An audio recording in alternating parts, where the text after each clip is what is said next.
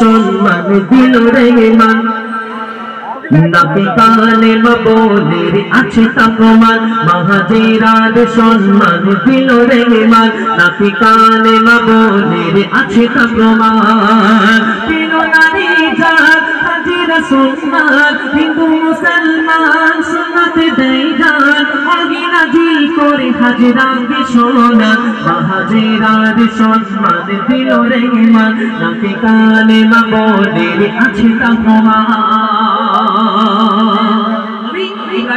সালাম বিবিকে বলছে ও বিবি সারা করিব না বিয়ে আপন ভালোবাসা দিও না বিয়ে।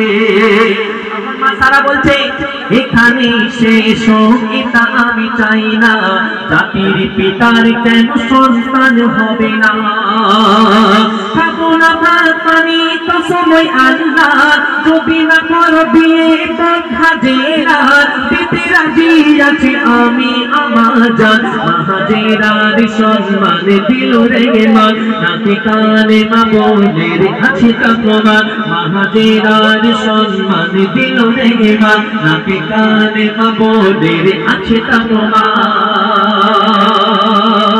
এখন এমন যদি কসম বউ করে স্বামী বেচারা কোথায় যাবে?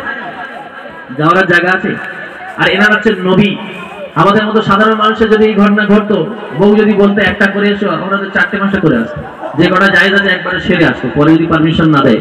তো নবী তিনি তার সময় উত্তম আখলাক চরিত্রের অধিকারী ছিলেন। নবী বললো না এটা সম্ভব না, তুমি পরে এটা ফেস করতে পারবে না। বললো কিছু যাই হয় হোক তোমাকে বিয়ে করতে হবে। তো বিয়ে যখন করছে কি হচ্ছে দেখলাম, দিয়েছো যখন ও বিবি সারা করিতে বাধ্য আমি বিয়ে হাজেরা।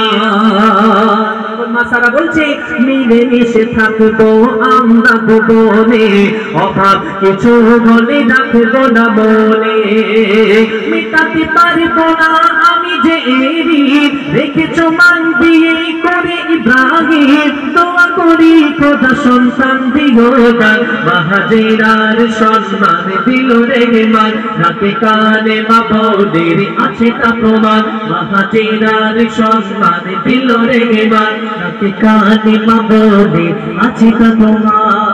বিয়ে হয়ে গেল 1 বছর পরে আল্লাহ পাক একজন নবীকে ইব্রাহিম আলাইহিস সালামের বাড়িতে পাঠিয়ে দিলেন। বলেন তো সেই নবীর নাম কি? ইব্রাহিম নবীর সন্তানের নাম কি? কে বলবে বলো, আমাদের তরফ থেকে পুরস্কার দেবো ইনশাআল্লাহ। বলো কি নাম? না বললি আমি লুকিয়ে লাভ বলি না।